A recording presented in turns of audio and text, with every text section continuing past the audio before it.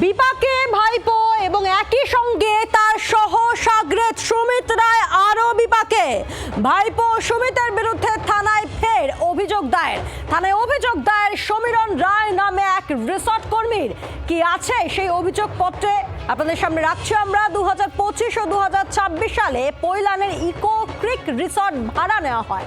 রিসর্টের সমস্ত কক্ষ প্রায় 40 দিন ধরে ব্যবহার করা হয়। 40 দিন ধরে প্রায় 120 জন চিকিৎসক এবং কর্মীদের থাকা ও খাওয়ার ব্যবস্থার যাবতীয় খরচ বহন করতে হয় রিসর্ট কর্তৃপক্ষকেই। কর্তৃপক্ষ টাকা চাইলে রিসর্ট ভাঙচুরের অভিযোগ ভাইপো গ্যাংয়ের বিরুদ্ধে।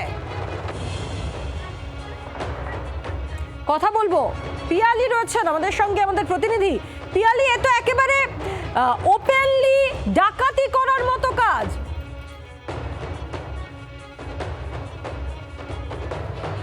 এবং এই যে সেবাশ্রয়, সেটা নিয়ে আমরা এর আগে একাধিক অভিযোগে মামলা করেছি। আমার সঙ্গে রয়েছেন যিনি এই রিসর্টের সঙ্গে যুক্ত।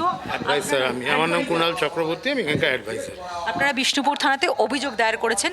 নির্দিষ্টভাবে কি অভিযোগ বলতে, আমাদের এখানে সেবাশ্রয় ক্যাম্প যখন হয় তখন এখানকার স্থানীয় বিধায়ক, তৎকালীন মন্ত্রী, বর্তমান বিধায়ক আমাদের কাছে অনুরোধ করে যে তারা এই যে রিসর্টটিকে ব্যবহার করবে, দিলীপ মণ্ডল তো রিসর্টটি ব্যবহার করবে, আমরা সেই অনুযায়ী তাদেরকে দেই।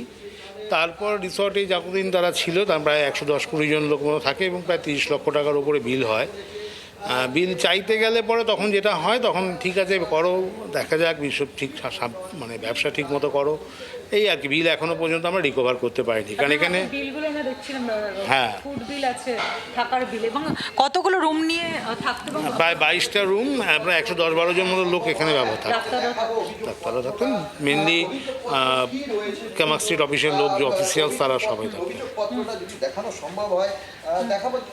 এবং এই অভিযোগটা আপনারা যেটা করেছেন অভিষেক বন্দ্যোপাধ্যায়, সুমিত রায়, দিলীপ মণ্ডলদের বিরুদ্ধে, হ্যাঁ ওইটা করা হয়েছে ইয়েতে পুরোপুরি এইভাবেই এখানে করা হয়েছে যে আমরা এই টাকাটা পাইনি, সেই টাকাটা যেন রিকভার করা হয় সেটাই। আপনারা যেটা অভিযোগ করেছেন সেটাতে আমরা দেখলাম যে যখন আপনারা টাকা চাইছেন তখন আপনাদেরকে হুমকিও দেওয়া হতো, যে মানে এটা বলা আর কি, যে ঠিকমতো ব্যবসা করতে গেলে পরে ব্যবসা করো, এরকমই বলা আর কি।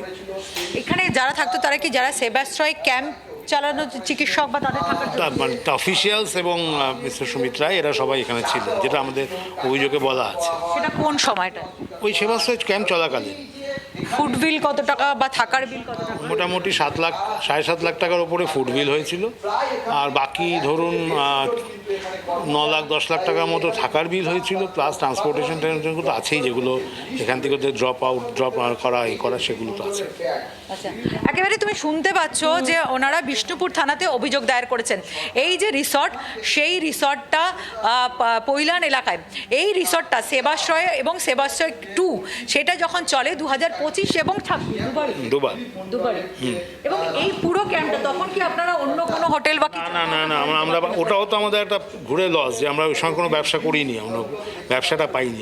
বোঝাই যাচ্ছে যে রীতিমতো দিনের দুপুরে একেবারে হুমকি দেওয়া হতো, আর এভাবেই দিনের পর দিন সেবাশ্রয় ক্যাম্প চালাতো ভাইপো গ্যাং।